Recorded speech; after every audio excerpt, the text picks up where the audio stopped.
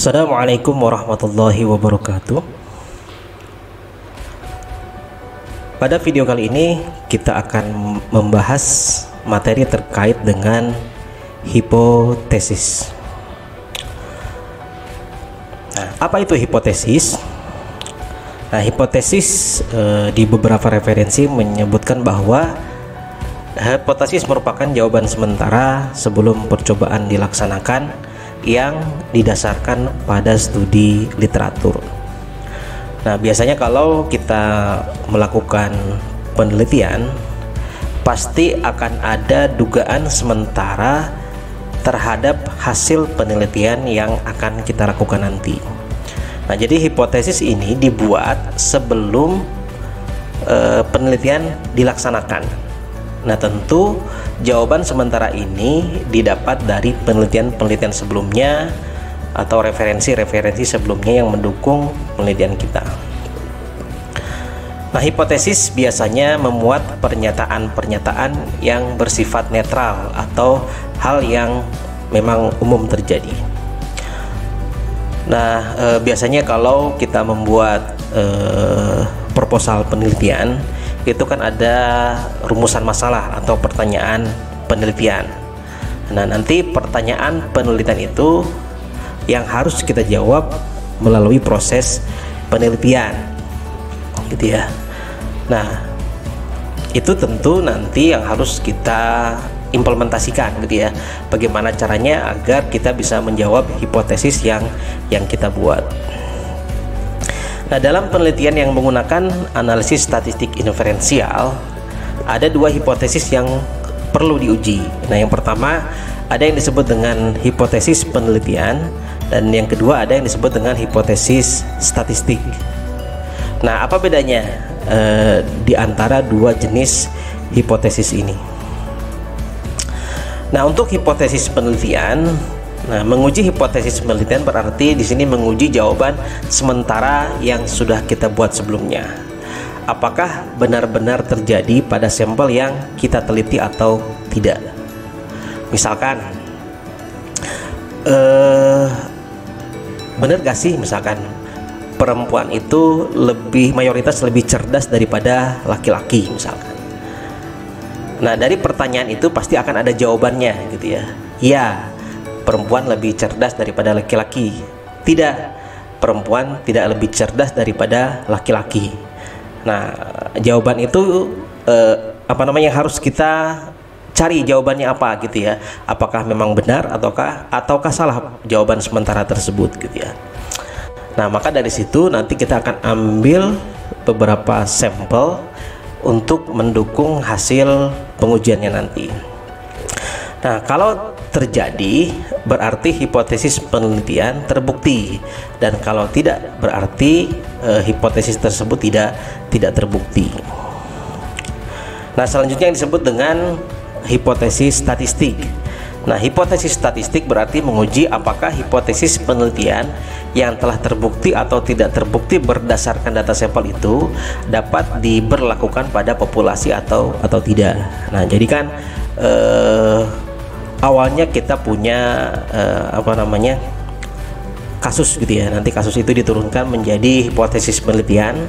Jadi rumahnya adalah hipotesis penelitian. Nah, nanti hipotesis penelitian tersebut kita implementasikan terhadap sebuah objek populasi. Nah, dari populasi tersebut nanti akan kita ambil sebuah sampel, gitu ya. Nah, dari sampel nanti diturunkan menjadi hipotesis statistik. Nah, dari hipotesis statistik tersebut nanti akan diuji apakah hasil dari pengujian hipotesis tersebut bisa diimplementasikan atau tidak terhadap populasi awalnya. Nah, ini kalau kita ilustrasikan, kita punya hipotesis penelitian. Nah, nanti kita akan implementasikan terhadap populasinya. Nah, misalkan apakah benar misalkan perempuan itu lebih cerdas daripada laki-laki. Nah, misalkan kita ambil objeknya di Universitas A misalkan. Nah, nanti dari populasi ini kita ambil sampel sekian banyak laki-laki, sekian banyak perempuan. Nah, lalu nanti kita uji sampel ini. Nah, dari sampel ini berdasarkan hipotesis penelitian nanti diturunkan menjadi hipotesis statistik. Nah, hipotesis statistik ini nanti akan ada dua. Ada yang disebut dengan H0, ada yang disebut dengan H1. H0-nya misalkan itu biasanya kita sebut sebagai hipotesis nol. H1-nya kita sebut sebagai hipotesis alternatif. Nah, antara H0 dan H1 itu selalu berlawanan gitu ya. Jadi misalkan tadi, apakah benar perempuan itu lebih cerdas daripada laki-laki? Nah, misalkan H1-nya ya, perempuan itu lebih cerdas daripada laki-laki. Nah, berarti H0-nya tidak, perempuan tidak lebih cerdas daripada laki-laki. Nah, jadi antara H1 dan H0 itu selalu berlawanan dan hanya ada dua keputusan, iya atau tidak gitu ya, lebih cerdas atau tidak lebih cerdas. Tidak boleh ada kesimpulan biasa saja gitu ya. Jadi tetap harus ada keputusan apakah memang lebih cerdas ataukah tidak lebih cerdas misalkan. Nah, nanti dari hipotesis statistik tersebut, dari yang kita buat itu kan harus kita jawab apakah kita menerima H0 ataukah kita menolak H0. Nah, maka di sini kita akan melakukan yang disebut dengan statistik uji atau pengujian hipotesis. Nah, pengujian hipotesis ini diantaranya kita bisa lakukan dengan menggunakan statistik inferensia. Nah, statistik inferensia itu nanti bisa kita menggunakan statistika parametrik atau statistika non parametrik. Nah, maka dari hasil pengujian ini kita akan mendapatkan sebuah kesimpulan atau keputusan. Nah, keputusannya apakah menerima H0 ataukah menolak H0. Nah, dari keputusan ini nanti apakah bisa diimplementasikan terhadap populasinya atau tidak gitu ya. Jadi sesuai atau tidak dengan hipotesis penelitiannya. Nah, misalkan kita ingin menguji perempuan lebih cerdas daripada laki-laki. Nah, itu hipotesis penelitiannya. Nah, hipotesis ini kita ingin buktikan benar atau tidak bahwa perempuan itu lebih cerdas daripada laki-laki gitu ya. Nah, melalui proses ini nanti akan didapatkan kesimpulan ya lebih cerdas atau tidak lebih cerdas gitu. Nah, nanti hasilnya apakah bisa diimplementasikan terhadap populasinya atau tidak. Nah, selanjutnya ada beberapa jenis hipotesis penelitian. Nah, yang pertama ada yang disebut dengan hipotesis deskriptif. Nah, hipotesis deskriptif dapat didefinisikan sebagai dugaan atau jawaban sementara terhadap rumusan masalah yang bersifat deskriptif.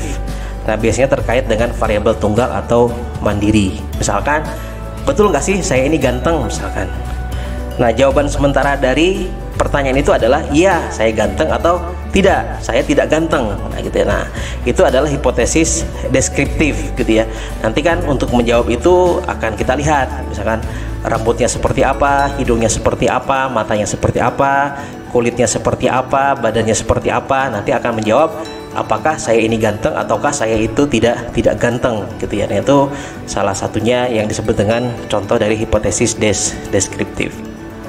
Nah, yang kedua ada yang disebut dengan hipotesis komparatif. Nah, jadi hipotesis komparatif itu di sini kita mendefinisikan sebagai dugaan atau jawaban sementara terhadap rumusan masalah yang bersifat perbandingan atau komparasi antar dua variabel penelitian. Misalkan tadi, apakah laki-laki lebih cerdas daripada perempuan? Apakah kelas A lebih bagus daripada kelas B? Apakah ada perbedaan nilai kelas A dengan kelas B gitu ya. Nah, itu yang disebut dengan hipotesis komparatif. Lalu yang ketiga, ada yang disebut dengan hipotesis asosiatif. Jadi hipotesis asosiatif ini dapat didefinisikan sebagai dugaan atau jawaban sementara terhadap rumusan masalah yang bersifat asosiasi atau hubungan antar dua variabel. Misalkan kita ingin menguji apakah ada hubungan antara motivasi dengan prestasi, apakah ada hubungan antara religiusitas dengan perilaku perilaku korupsi gitu misalkan. Nah, itu yang disebut dengan hipotesis asosiatif. Nah, ini adalah jenis hipotesis penelitian. Nah, selanjutnya jenis rumusan hipotesis statistik secara umum ada dua. Ada yang disebut dengan hipotesis satu arah, ada yang disebut dengan hipotesis dua arah. Nah, untuk hipotesis satu arah ini ada dua. ada satu arah ke kanan, ada satu arah ke kiri, gitu ya. Nah, jadi untuk rumusan hipotesis statistik di sini ada dua, ada hipotesis satu arah, ada hipotesis dua arah. Nah, kalau satu arah itu hanya ke kiri saja atau ke kanan saja. Kalau dua arah berarti kiri iya, kanan iya, gitu ya. Nah, sekarang apa perbedaan dari dua tipe hipotesis statistik ini, gitu ya. Nah, kita akan coba bahas satu persatu. Nah, yang pertama adalah hipotesis satu arah. Nah, satu arahnya spesifik hanya ke kanan saja. Nah, disebut hipotesis satu arah kanan karena wilayah penolakan H0-nya hanya ada di salah satu sisi saja, yaitu di sebelah kanan saja. Jadi wilayah penolakan H0-nya hanya ada di kanan saja. Nah, misalkan kita ingin membandingkan manakah yang lebih baik di antara dua populasi, gitu ya. Apakah kelas A lebih baik daripada kelas B? Apakah perempuan lebih cerdas daripada laki-laki? Apakah gaji pegawai swasta lebih tinggi daripada gaji pegawai negeri, misalkan? Nah, jadi itu kita membandingkan yang arahnya ke kanan, gitu ya, yang lebih dari, gitu ya. Nah, rumusan hipotesis statistiknya H0 μ1 lebih kecil daripada μ2, H1-nya μ1 lebih besar daripada μ2. Nah, ini untuk menjelaskan rumusan ini nanti akan dijelaskan lewat contoh. Nah, ini adalah gambaran kurvanya. Ini adalah satu arah ke kanan. Kalau satu arah ke kanan itu artinya wilayah H0 ditolaknya yang diarsirnya itu hanya ada di kanan saja. Jadi hanya ada di kanan saja. Nah, jadi yang tengah dan sebelah kiri itu adalah wilayah H0 diterima. Nah, itu yang disebut dengan hipotesis satu arah ke kanan. Jadi wilayah penolakan H0-nya hanya ada di kanan saja. Lalu selanjutnya adalah hipotesis satu arah yang arahnya ke kiri, gitu ya. Jadi naik kebalikan dari yang kanan. Ya, jadi disebut hipotesis satu arah ke kiri karena wilayah penolakan H0-nya hanya ada di salah satu sisi saja, yaitu di sebelah kiri saja. Nah, sebagai contoh misalkan kita ingin membandingkan manakah manakah yang lebih buruk di antara dua populasi, misalkan. Apakah nilai kelas A lebih buruk daripada kelas B? Apakah tingkat kecerdasan perempuan lebih jelek daripada tingkat kecerdasan laki-laki, gitu ya. Apakah gaji pegawai swasta lebih kecil daripada gaji pegawai negeri? Nah, itu berarti hipotesis satu arah ke kiri. Nah, rumusan hipotesis statistiknya H0-nya μ1 lebih besar sama dengan μ2, H1-nya μ1 lebih kecil daripada μ2. Nah, kemudian kurvanya. Nah, jadi kalau satu arah ke kiri artinya wilayah penolakan H0-nya hanya ada di kiri saja. Nah, di tengah sampai ke kanan tak hingga itu wilayah H0 diterima. Nah, itu adalah satu arah ke kiri, gitu ya.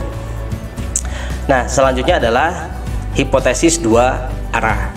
Nah, disebut hipotesis dua arah karena wilayah penolakan H0-nya ada di dua sisi, di sisi kiri dan sisi kanan, gitu ya. Nah, sebagai contoh misalkan kita ingin membandingkan apakah ada perbedaan atau persamaan antara dua populasi. Misalkan apakah ada perbedaan antara nilai kelas A dengan nilai kelas B. Nilai kelas A dengan kelas B itu sama atau tidak sih, gitu ya. Nah, apakah ada perbedaan tingkat kecerdasan laki-laki dengan tingkat kecerdasan perempuan? Apakah ada perbedaan antara gaji pegawai swasta dengan gaji pegawai negeri, gitu misalnya. Nah, itu salah satu contoh hipotesis dua arah, gitu ya. Nah, ini rumusan hipotesisnya nanti H0-nya μ1 sama dengan μ2, H1-nya μ1 tidak sama dengan μ2. Nah, ini adalah kurvanya. Nah, jadi kalau hipotesis dua arah itu wilayah penolakan H0-nya ada di dua sisi, di kiri dan di kanan, gitu ya. Jadi kalau dua arah, di kiri dan di kanan. Kalau satu arah ke kanan berarti yang di kanan saja. Kalau satu arah ke kiri berarti yang di kiri saja. Nah, kalau dua arah berarti H0 ditolaknya ada di kiri dan di kanan. Nah, sekarang bagaimana untuk bisa memahami perbedaan antara satu arah ke kiri, satu arah ke kanan, dan dua arah? Nah, kita lihat contohnya. Contoh ilustrasi saja ya. Misalkan kita ingin membandingkan apakah nilai kelas A lebih baik daripada kelas B, gitu ya. Nah, apakah nilai kelas A lebih baik daripada kelas B? Nah, ini kita anggap sebagai hipotesis penelitiannya. Nah, dari pertanyaan ini harus ada jawaban. Apa jawaban sementara dari pertanyaan ini? Apakah nilai kelas A lebih baik daripada kelas B? Nah, harus ada dua jawaban. Nah, jawabannya misalkan lebih baik dengan tidak lebih baik. Jadi harus tegas gitu ya. Lebih baik dengan tidak lebih baik. Nah, di antara dua jawaban sementara ini, mana yang masuk H0, mana yang masuk H1? Nah, ini akan kita pelajari bagaimana menentukan H0 dan bagaimana menentukan H1. Nah, untuk menentukan H0-nya apa, H1-nya apa, itu tadi tergantung dari pertanyaannya gitu ya. Apakah kita gunakan satu arah ke kanan, satu arah ke kiri, atau dua arah. Nah, sekarang bagaimana cara menentukan H0 dan H1-nya? Nah, kita ambil permisalan. Kita buat tabel, misalkan membandingkan antara nilai kelas A dengan kelas B. Ini nilai kelas A, nah kita anggap sebagai mu1, lalu kelas B kita anggap sebagai, ini adalah mu2. Ini adalah mu2.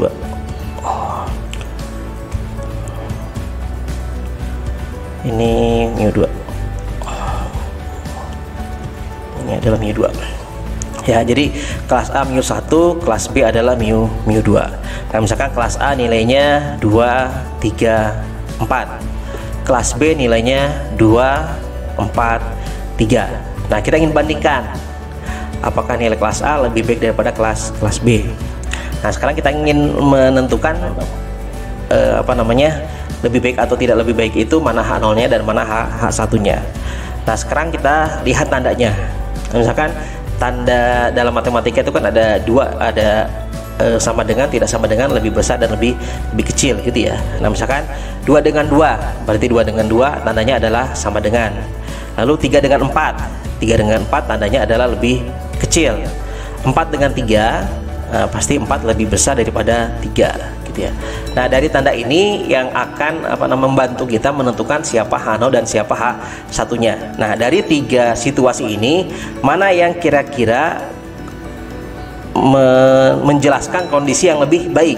Apakah 2 dengan 2, 3 dengan 4, ataukah 4 dengan 3 yang menyatakan bahwa A lebih baik daripada B? Nah, ternyata yang bagian ketiga, 4 lebih besar daripada 3. Nah, ini menunjukkan bahwa A lebih baik daripada B gitu ya. Nah, ini artinya A lebih baik daripada B. Nah, kemudian A lebih baik berarti yang ini ya, lebih baik daripada B. Nah, sekarang kita lihat 2 dengan 2 masuk kategori mana nih? Lebih baik atau tidak lebih baik? 3 dengan 4 masuk ke mana nih? Lebih baik atau tidak lebih baik? Nah, 2 dengan 2 tidak mungkin A dikatakan lebih baik daripada B. Kemudian 3 dengan 4 juga tidak mungkin bahwa A itu lebih baik daripada B. Nah, maka dua kondisi pertama itu masuk kepada kategori tidak lebih baik. Jadi A tidak lebih baik daripada B. Nah, dari sini kita bisa menentukan. Nah, sekarang kita lihat yang bagian bawah, A lebih baik daripada B. A itu kan mu1, B itu mu2, berarti mu1 lebih besar daripada mu2 gitu ya. A berarti mu1 lebih besar daripada mu2. Nah, sekarang ini A tidak lebih baik daripada B. Nah, ini ada dua kondisi, sama dengan lebih kecil. Nah, maka kedua tanda ini harus diakomodir. Nah, sehingga mu1 berarti kan ini lebih kecil sama dengan mu2. Nah, mu1 lebih kecil sama dengan mu2. Nah, setelah ini kita dapatkan, maka kita bisa tentukan siapa H0 dan siapa H1-nya. Nah, ini mu1 lebih kecil daripada mu2, maka ini kita sebut sebagai H0. Nah, mu1 lebih besar daripada mu2, itu kita sebut sebagai H1. Nah, cara mudahnya adalah H0 itu selalu menunjukkan persamaan. Salah satu ciri H0. Jadi salah satu ciri H0 itu selalu menunjukkan persamaan. Nah, di antara dua kondisi ini yang ada persamaannya adalah yang pertama kan ya. mu1 lebih kecil sama dengan mu2. Nah, maka ini kita identifikasi sebagai H0. Nah, lawan dari H0 berarti H1. Nah, maka seperti apa hipotesis statistiknya? Nah, maka hipotesis yang terbentuk H0 berarti mu1 lebih kecil sama dengan mu2. Nah, artinya nilai kelas A tidak lebih baik daripada kelas B. Nah, sesuai dengan redaksi ini. Sebenarnya kalau redaksinya bebas gitu ya. Lalu H1-nya berarti mu1 lebih besar daripada mu2, artinya kelas A lebih baik daripada kelas B. Nah, jadi dari pertanyaan ini jawabannya adalah lebih baik dengan tidak lebih baik. Nah, dari kedua jawaban ini lebih baik itu adalah H1, tidak lebih baik itu adalah H0. Nah, pemahamannya bisa dilihat ilustrasi ini tadi. Nah, lalu apa kaitannya dengan Nah, ini disebut dengan hipotesis satu arah ke kanan. Nah, kenapa disebut satu arah ke kanan? Nah, karena kita lihat H1-nya. Jadi H1-nya itu mengarah ke kanan. Nah, kalau H1-nya mengarah ke kanan, berarti itu disebut dengan hipotesis satu arah ke kanan. Nah, lalu apa kaitannya dengan kurva tadi, gitu ya? Nah, sekarang untuk memahami maksud dari kurva ini, sekarang kita lihat selisih antara mu1 dengan mu2. Misalkan 2 dengan 2 selisihnya adalah 0, 3 dengan 4 selisihnya adalah min 1, 4 dengan 3 selisihnya adalah 1. Jadi 4 dikurangi 3, 1 gitu ya. Nah, lalu kita coba substitusikan selisih ini kepada gambar ini. Nah, ini adalah garis bilangan misalnya gitu ya. Jadi kalau kita buat garis bilangan, tengah-tengahnya adalah 0 kan ya. Jadi kalau ke kiri negatif, kalau ke kanan positif. Nah, 0 ini kan berarti ada di titik tengah. Nah, sekarang min 1 berarti ada di sebelah kiri gitu ya. Min 1 berarti ada di sebelah kanan. Nah, berarti setelah batas 1 itu wilayah H0 ditolak. Nah, dari 1 ke kiri itu wilayah H0 diterima. Nah, kalau H0 diterima artinya apa? Nilai kelas A tidak lebih baik daripada kelas B. Nah, tidak lebih baik itu kan kondisinya ketika A dengan B nilainya sama, A dengan B nilainya lebih kecil. Nah, negatif. Jadi kalau selisihnya antara A dengan B 0 dan negatif, berarti dia masuk wilayah H0 diterima. Nah, kalau H0 diterima berarti H0-nya kan ini ya. Nilai kelas A tidak lebih baik. Jadi tidak lebih baik itu ketika nilai selisihnya 0 dan negatif, maka dia ada di wilayah H0 diterima. Nah, sekarang kita lihat yang batas ini kan H0 ditolak. Kalau H0 ditolak, berarti kita menolak H0. Berarti kalau menolak H0 berarti menerima H1. Nah, kelas A lebih baik daripada kelas B. Nah, kenapa A lebih baik daripada kelas B? Karena selisihnya positif. Jadi kalau selisihnya positif itu kan berarti dari 1 ke kanan. Nah, jadi setelah 1 ke kanan itu masuk wilayah H0 ditolak. Nah, nanti sebetulnya implementasi di dalam uji hipotesisnya min 1 dengan 1 ini adalah nilai kritisnya gitu ya. Tapi di sini hanya untuk menjelaskan pemahaman saja, ilustrasi saja gitu ya. Nah, ini contoh untuk hipotesis satu arah ke kanan. Nah, misalkan contoh yang kedua, apakah nilai kelas A lebih buruk daripada kelas B? Nah, kalau contoh yang pertama tadi, apakah kelas A lebih baik daripada kelas B? Nah, sekarang yang kedua sebaliknya, apakah nilai kelas A lebih buruk daripada kelas B?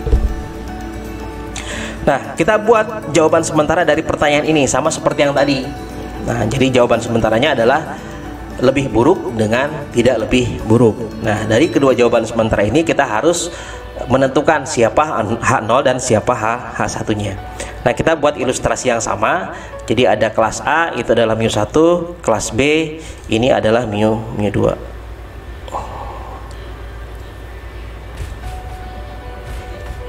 Ini adalah mu2. Nah, misalkan nilai kelas A nilainya 2, 4, 3, kelas B nilainya 2, 3, 4. Nah, kita buat tandanya dengan 2 dengan 2 tandanya adalah sama, 4 dengan 3 tandanya lebih besar, 3 dengan 4 tandanya lebih kecil. Nah, dari ketiga kondisi ini kita harus menentukan mana masuk kategori lebih buruk, mana masuk kategori tidak lebih buruk. Nah, sekarang kita lihat mana yang masuk kategori lebih buruk, yang pertama, yang kedua, atau yang ketiga. 2 dengan 3 tidak lebih buruk, A tidak lebih buruk daripada B. 4 dengan 3 sama juga, A tidak lebih buruk daripada B. Nah, berarti yang lebih buruk adalah ketika A lebih kecil daripada B. Nah, maka 3 lebih kecil daripada 4 masuk kepada kelompok lebih buruk. Jadi A lebih buruk daripada B. Nah, sementara yang pertama dan yang kedua itu masuk kategori tidak lebih buruk. Jadi A, kalau 2 dengan 2 berarti kan tidak lebih buruk, A tidak lebih buruk daripada B. Apalagi ya 4 dengan 3, 4 tidak lebih buruk daripada 3. Nah, maka dua kondisi ini masuk ke dalam kategori A tidak lebih buruk daripada B. Nah dari sini kan kita bisa tentukan bahwa misalkan A lebih buruk daripada B, berarti mu1 lebih kecil daripada mu2. Lalu yang ini ada tandanya kan lebih besar dan sama dengan, berarti mu1 lebih besar sama dengan mu2. Nah mana H0 dan mana H1-nya? Nah tadi seperti yang sudah saya jelaskan di nomor 1 tadi, bahwa ciri H0 adalah selalu menunjukkan persamaan. Jadi kalau ada tanda sama dengannya, maka itu masuk kategori H0. Nah lawan dari H0 adalah H1. Nah bagaimana hipotesis statistiknya? Nah maka hipotesis yang terbentuk H0 ini adalah mu1 lebih besar sama dengan mu2. Berarti redaksinya adalah nilai kelas A tidak lebih buruk daripada kelas B. Lalu H1-nya mu1 lebih kecil daripada mu2, maka nilai kelas A lebih buruk daripada kelas B. Nah berarti ini kita sebut sebagai hipotesis satu arah ke kiri. Nah untuk mengetahui apakah ke kiri dan ke kanan, kita cukup lihat H1-nya. Nah jadi kalau H1-nya mengarah ke kiri, berarti satu arah ke kiri. Nah lalu bagaimana cara mengimplementasikannya terhadap grafik tadi? Nah ini kan kalau satu arah ke kiri, itu wilayah H0 ditolaknya ada di sebelah kiri gitu ya, ada di sisi kiri saja. Nah kita hitung selisihnya antara nilai kelas A dengan nilai kelas B.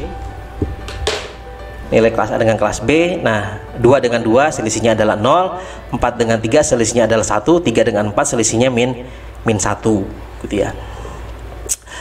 Nah garis bilangan itu tengah-tengahnya adalah 0 gitu ya. Jadi kalau ke kiri berarti negatif, kalau ke kanan berarti positif. Nah sekarang 1 positif 1 berarti ada di sebelah kanan. Nah kalau min 1 berarti ada di sebelah kiri. Nah dia A dikatakan lebih buruk daripada B kalau nilai A lebih kecil daripada B. Jadi A dikatakan lebih buruk kalau nilai A lebih kecil daripada B. Kalau nilai A lebih kecil daripada B, maka selisihnya akan negatif. Kalau selisihnya negatif, berarti ada di sebelah kiri. Nah, di sini. Nah, kalau selisihnya 0 dan positif, maka nilainya ada di sebelah kanan. Nah, yang tidak diarsir itu adalah H0 diterima. H0 diterima berarti kan yang ini H0. A, nilai kelas A tidak lebih buruk daripada kelas B. Tidak lebih buruk itu berarti ketika selisihnya 0 dan selisihnya positif, maka dia masuk kategori tidak lebih buruk. Nah, di sini kesimpulannya H0 diterima. Kalau H0 diterima berarti yang ini kesimpulannya. Nilai kelas A tidak lebih buruk daripada kelas B. Nah, yang kalau misalkan selisihnya negatif 3 dengan 4 berarti kan negatif gitu ya. Nah maka dia ada di sisi kiri. Nah kalau nilainya negatif maka H0 ditolak. Kalau H0 ditolak berarti kesimpulannya adalah H1. H1 berarti nilai kelas A lebih buruk daripada kelas B gitu ya. Nah jadi lebih buruk itu berarti ada di sebelah kanan. Jadi H0 ditolak itu artinya nilai kelas A lebih buruk daripada kelas B. Nah itu contoh yang kedua. Nah sekarang contoh yang ketiga. Apakah ada perbedaan antara nilai kelas A dengan nilai kelas B? Nah, apa jawaban sementara dari pertanyaan ini? Nah, jawaban sementaranya adalah ada perbedaan dengan tidak ada perbedaan. Nah, ini juga sama, kita harus menentukan siapa H0 dan siapa H1-nya. Nah, jawaban sementaranya adalah ada perbedaan dengan tidak ada perbedaan. Nah, kita buat ilustrasinya, kelas A mu1, kelas B mu2. Kelas B ini adalah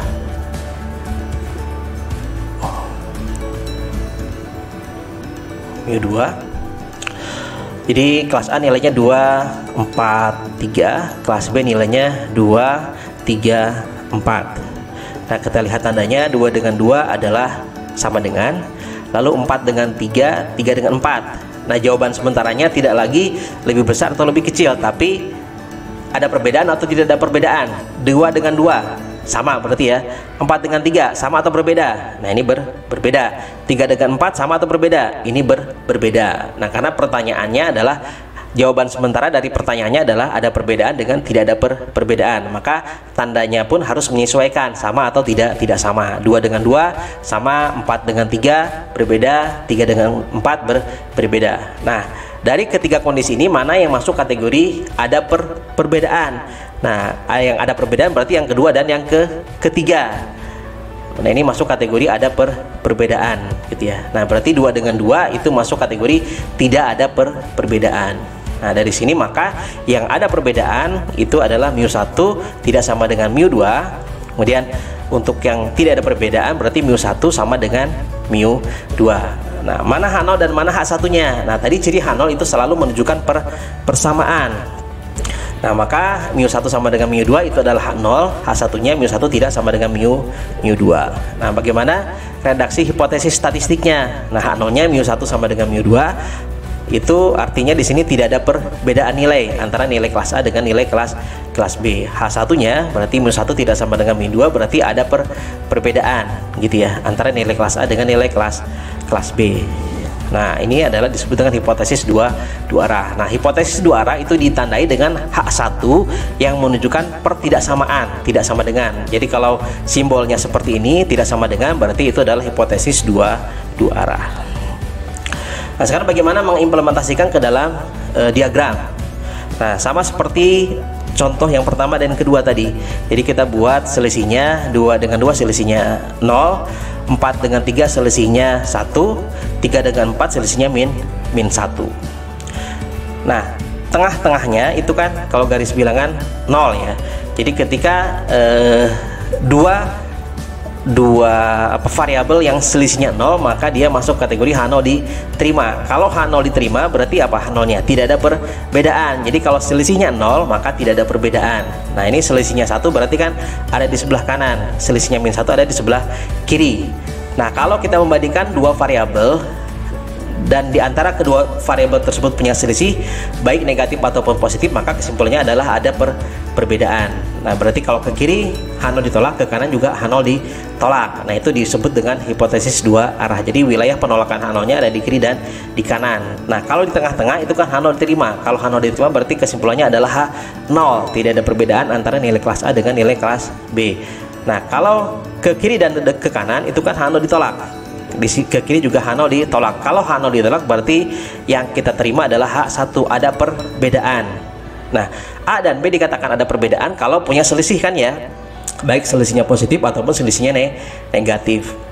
Nah, maka wilayah penolakan H0-nya ada di kiri dan di kanan.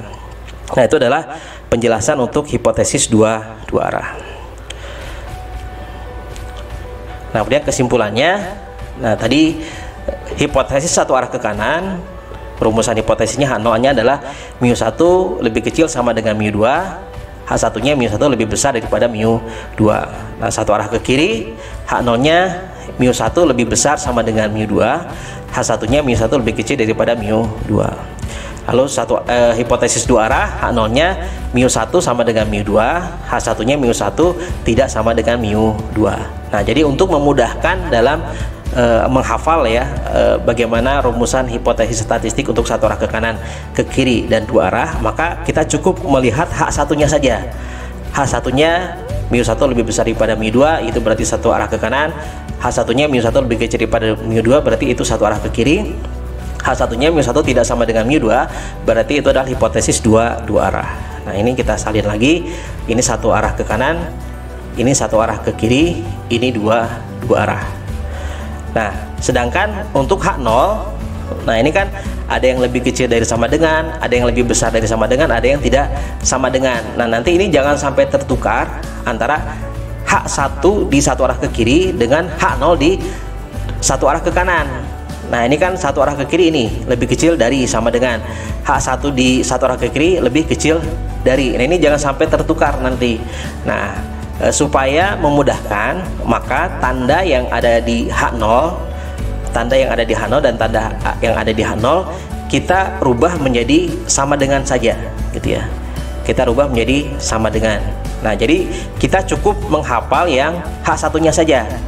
H1 lebih besar dari, H1 lebih kecil dari, H1 lebih tidak sama dengan. Nah, yang terpenting adalah pemaknaannya. Jadi makna H0 lawan dari H1, makna H0 lawan dari H1, makna H0 lawan dari H1. Jadi kalau H1-nya lebih besar berarti H0-nya tidak lebih besar, jangan sama dengan gitu ya. Tapi memaknai H0 itu lawan dari H1-nya. Jadi kalau H1-nya lebih besar, maka H0-nya tidak lebih besar. Kalau H1-nya lebih kecil, maka H0-nya tidak lebih kecil. Kalau H1-nya ada perbedaan, berarti H0-nya tidak ada perbedaan. Nah, jadi yang terpenting pemaknaannya.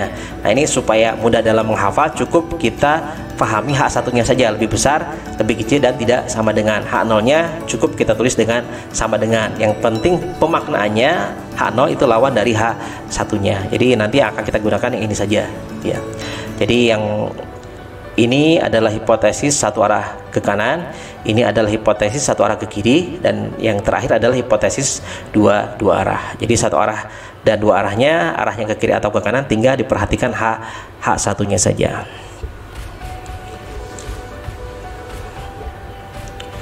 Nah, kita latihan.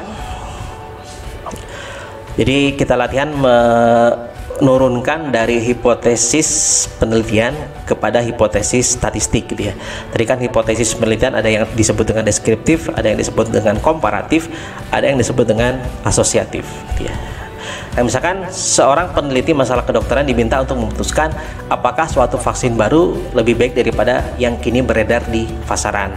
Nah, ini ada dua variabel. Variabelnya adalah vaksin baru dengan vaksin yang sekarang beredar, atau kita sederhanakan saja vaksin baru dengan vaksin lama gitu ya. Nah, misalkan kita ambil permisalan Mu1 misalkan itu adalah vaksin baru, Mu2 adalah vaksin lama gitu ya. Nah, boleh nggak saya balik, misalkan Mu1-nya vaksin lama, Mu2-nya vaksin baru? Boleh gitu ya. Yang penting nanti bisa menyesuaikan ke dalam hipotesis statistiknya. Nah, ini kita ambil misal Mu1-nya adalah vaksin baru, Mu2-nya adalah vaksin 2. Jadi H0-nya tadi, ciri H0 selalu menunjukkan persamaan. Nah, gitu ya. Nah, jawaban sementara dari pertanyaan ini apa kira-kira? Apakah vaksin baru lebih baik daripada yang kini beredar di pasaran? Apakah vaksin baru lebih baik daripada vaksin lama? Berarti jawaban sementaranya adalah lebih baik dengan tidak lebih baik gitu ya. Nah, lebih baik berarti kalau ada kata-kata lebih baik berarti mengarah ke kanan gitu ya. Berarti hipotesisnya adalah satu arah ke kanan. Nah, H0-nya apa? H0-nya berarti Mu1 sama dengan Mu2. H1-nya berarti Mu1 lebih besar daripada Mu2 karena satu arah ke kanan. Nah, Mu1 lebih besar daripada Mu2 berarti vaksin baru lebih besar daripada vaksin lama. Berarti vaksin baru lebih baik daripada vaksin lama. Nah, makna dari H0 atau redaksi dari H0 itu adalah lawan dari H1. Kalau H1-nya lebih baik berarti H0-nya adalah tidak lebih baik. Jadi vaksin baru tidak lebih baik daripada vaksin lama. Nah, ini adalah hipotesis komparatif. Nah, contoh yang kedua, seorang insinyur memutuskan berdasarkan data contoh apakah ada perbedaan ketelitian di antara dua alat ukur. Nah, jadi di sini kita punya dua variabel, alat ukur 1 dengan alat ukur 2. Misalkan ini boleh nggak saya tukar Mu1 alat 2, Mu1 alat 1 gitu. Itu boleh juga gitu ya. Nah, apakah ada perbedaan ketelitian antara dua jenis alat ukur? Nah, apa jawaban sementara dari pertanyaan ini? Jawabannya berarti ada perbedaan dengan tidak ada perbedaan. Nah, dari contoh tadi ada perbedaan berarti hipotesisnya adalah hipotesis dua arah. Nah, rumusan hipotesis statistik kalau dua arah berarti H0-nya Mu1 sama dengan Mu2, H1-nya berarti tidak sama dengan karena dua arah gitu ya. Jadi yang kita pikirkan cukup memikirkan H1-nya saja gitu ya. Nah, berarti H0-nya Mu1 sama dengan Mu1, H1-nya Mu1 tidak sama dengan Mu2, berarti ada perbedaan ketelitian antara alat ukur 1 dengan alat ukur 2. H0-nya tidak ada perbedaan karena sama. Kalau sama berarti tidak ada perbedaan ketelitian antara alat ukur 1 dengan alat ukur 2. Ini juga sama, masih hipotesis komparatif. Kemudian contoh yang ketiga. Nah, rata-rata curah hujan di wilayah DKI Jakarta selama bulan Februari adalah 21,8. Nah, kira-kira apa jawaban sementara dari hipotesis penelitian ini? Nah, ini kalau ini berupa pernyataan, bukan pertanyaan. Rata-rata curah hujan di wilayah DKI Jakarta itu 21,8. Nah, ini sama seperti pertanyaan tadi. Benar nggak sih saya ini ganteng? Jawaban sementaranya adalah iya, saya ganteng. Tidak, saya tidak ganteng. Ini juga sama berarti. Apa jawaban sementara dari pertanyaan ini? Rata-rata curah hujan di wilayah DKI Jakarta selama bulan Februari adalah 21,8. Nah, berarti jawaban sementaranya adalah iya 21,8 atau bukan 21,8. Nah, maka misalkan kita ambil misal Mu adalah rata-rata curah hujan. Nah, berdasarkan jawaban sementara tadi iya 21,8 dengan tidak 21,8, berarti kita gunakan hipotesis dua arah. Jadi H0-nya Mu sama dengan 20, di sini ini 21,8. Maaf, ini salah. Ini 21,8. H1-nya μ1 tidak sama dengan 21,8 ya. Nah, maka H0-nya berarti rata-rata curah hujan di wilayah DKI Jakarta adalah 21,8. Jadi kalau sama dengan itu kan sama dengan adalah gitu ya. Nah, lawan dari adalah itu kan ini tidak sama dengan berarti apa? Tidak adalah gitu ya. Cuman supaya bahasanya lebih enak kita sebutkan dengan bukan 21,8. Jadi rata-rata curah hujan di wilayah DKI Jakarta bukan 21,8. Nah, ini masuknya ke dalam hipotesis deskriptif. Nah, contoh yang keempat misalkan, banyaknya staf dosen yang menyumbang dana sosial tidak lebih dari 20%. Nah, jawaban sementara dari pernyataan ini berarti tidak lebih dari dengan lebih dari. Nah, berarti kan di sini ada yang tidak lebih dari dengan lebih dari. Nah, misalkan mu adalah banyaknya staf dosen yang menyumbang, H0-nya mu sama dengan 20%, H1-nya mu lebih dari 20%. Nah, ini berarti satu arah ke kanan. H1-nya berarti banyaknya staf dosen yang menyumbang lebih dari 20%. Nah, lawan dari lebih dari itu adalah tidak lebih dari gitu ya. Jadi kalau tidak lebih dari itu kan nilai terbesar ya, dan angka 20-nya masuk gitu ya. Jadi di sini sebetulnya mu lebih kecil sama dengan 20%. Jadi tidak lebih dari 20%. Jadi 21, 22, 23, 24. Jadi 20-nya itu masuk ke H0. Lalu yang kelima, tahun depan sekurang-kurangnya 70% dari mobil baru menggunakan Pertamax. Nah, misalkan mu-nya adalah mobil baru menggunakan Pertamax. Nah, sekurang-kurangnya 70%. Sekurang-kurangnya 70% berarti di sini adalah nilai minimal. Sekurang-kurangnya berarti kan sekurang-kurangnya minimal 70%. Nah, sekurang-kurangnya berarti 70%-nya masuk gitu ya. Jadi kalau kita sebutkan berarti begini kan ya, karena dia masuk berarti lebih besar sama dengan 70%. Nah, karena ada sama dengannya maka dia masuk ke H0. Nah, H1-nya berarti kurang dari 70%. Nah, maka di sini hipotesisnya mobil baru yang menggunakan Pertamax H0-nya itu sekurang-kurangnya 70%. Sekurang-kurangnya berarti kan tidak kurang dari 70%, kan gitu ya. Sekurang-kurangnya 70% atau tidak kurang dari 70%. Nah, H1-nya berarti kan ini mu lebih kecil daripada 70%, berarti mobil baru yang menggunakan Pertamax kurang dari 70%. Lawan kurang dari berarti tidak kurang dari. Nah, tidak kurang dari 70% atau sekurang-kurangnya 70%. Nah, berarti kan ini minimal dan angka 70%-nya masuk. Nah, itu nomor 5.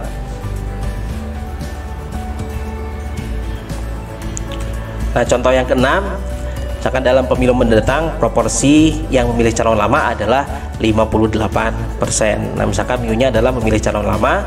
Nah, berarti ini jawaban sementaranya adalah iya 58% atau bukan 58%. Berarti ini masuk kategori hipotesis dua arah. Nah, kalau dua arah berarti mu sama dengan H0, mu sama dengan 58%, H1-nya mu tidak sama dengan 58%. Nah, berarti H0-nya proporsi yang memilih calon lama adalah 58%, H1-nya berarti proporsi yang memilih calon lama bukan 58%. Lalu contoh yang ketujuh, seorang peneliti ingin mengetahui apakah bakso yang dijual di suatu restoran mengandung boraks atau tidak. Nah, berarti jawaban sementaranya adalah iya mengandung boraks atau tidak mengandung boraks. Nah, ini juga sama, berarti hipotesisnya adalah hipotesis dua arah. Berarti H0-nya mu sama dengan boraks, H1-nya mu tidak sama dengan boraks. Berarti H0-nya bakso yang dijual adalah mengandung boraks, H1-nya berarti bakso yang dijual tidak mengandung boraks. Dan contoh yang ke-8, misalkan ahli sosiologi ingin menyimpulkan apakah jenis darah dan warna mata seseorang ada hubungan atau tidak. Nah, ini masuk ke dalam contoh hipotesis asosiatif gitu ya. Jadi nomor 8 ini asosiatif. Nah, apakah ada hubungan antara jenis darah dengan warna mata? Jadi kita punya dua variabel jenis darah dengan warna mata. Nah, ini agak sedikit berbeda dengan deskriptif dan komparatif. Nah, jadi misalkan kita punya dua variabel. Nah, di sini simbolnya tidak lagi menggunakan mu, ya, karena korelasi. Jadi ada dua variabel.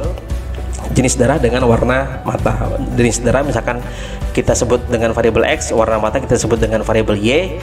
Jadi H0 nya rho XY sama dengan 0, H1 nya rho XY tidak sama dengan 0. Nah, kenapa di sini maksudnya kategori dua arah? Nah, karena kedua variabel ini tidak memiliki kecenderungan. Misalkan semakin merah darahnya, warna matanya semakin apa, atau semakin pucat warna darahnya, warna matanya semakin apa. Nah, ini kan tidak ada kecenderungannya. Nah, kalau kita menghubungkan dua buah variabel yang memang tidak ada kecenderungannya, maka kita buat hipotesis dua arah saja gitu ya. Nah, berarti kalau H0 nya rho XY, rho itu adalah simbol dari korelasi atau hubungan, rho XY sama dengan 0. Nah, kalau korelasinya 0 berarti tidak ada hubungan antara jenis darah dengan warna mata. Kalau rho XY tidak sama dengan 0, kalau tidak sama dengan 0 berarti ada nilainya, baik positif atau negatif. Nah, berarti ada hubungan antara jenis darah dengan warna mata. Lalu, apakah ada hubungan antara motivasi dengan prestasi? Nah, di sini kita punya dua variabel motivasi dengan variabel prestasi. Misalkan X adalah motivasi, Y adalah prestasi. Nah, sekarang bagaimana pola hubungan antara motivasi dengan prestasi? Biasanya semakin tinggi motivasi maka semakin tinggi prestasi. Semakin rendah motivasi semakin rendah prestasi. Maka kecenderungannya dia berbanding lurus atau positif. Nah, kalau positif berarti satu arah ke kanan. Jadi rho XY sama dengan 0, H1 nya rho XY lebih besar dari 0. Nah, sebetulnya nanti untuk pembahasan hipotesis korelasi akan lebih mendalam lagi dibahas di materi korelasi, di materi pengantar korelasi. Nah, H1 nya berarti ada hubungan antara motivasi dengan prestasi. Nah, di sini ada hubungannya, rho nya lebih besar daripada 0. Berarti diharapkan korelasinya positif gitu ya. Karena tadi kecenderungannya semakin tinggi motivasi semakin tinggi prestasi, semakin rendah motivasi semakin rendah prestasi. Jadi di sini diharapkan arah hubungannya positif gitu ya. Nah, lawan dari ada hubungan berarti tidak ada hubungan antara motivasi dengan prestasi. Nah, lalu yang ke-10, apakah ada hubungan antara frekuensi bolos dengan prestasi? Nah, semakin pola hubungannya itu kan semakin sedikit bolosnya, maka asumsinya semakin tinggi prestasinya. Semakin sering bolos maka semakin rendah prestasinya. Berarti kan ini berbanding terbalik gitu ya. Nah, kalau berbanding terbalik berarti korelasinya adalah negatif. Jadi rho XY lebih kecil daripada 0 gitu ya. Nah, di sini H1 nya berarti ada hubungan antara frekuensi bolos dengan prestasi. H1 nya berarti tidak ada hubungan antara frekuensi bolos dengan prestasi. Nah, ini adalah nomor 8, 9, dan 10 salah satu contoh untuk hipotesis asosiatif. Nah, dari penjelasan hipotesis penelitian, hipotesis statistik tadi, nah, untuk menjawab apakah kita akan menerima H0 ataukah menolak H0, maka harus dilakukan dengan melakukan pengujian hipotesis. Nah, pada modul kali ini pengujian hipotesis yang akan dibahas adalah uji beda untuk statistika parametrik gitu ya. Sebenarnya masih banyak lagi uji beda uji hipotesis yang lainnya. Tapi khusus untuk pembahasan modul kali ini kita akan fokus kepada uji beda untuk statistika parametrik. Nah, pembagiannya uji beda parametrik itu ada 3, ada untuk yang 1 sampel, ada untuk yang 2 sampel, ada untuk yang lebih dari 2 sampel. Nah, untuk 1 sampel ada 2.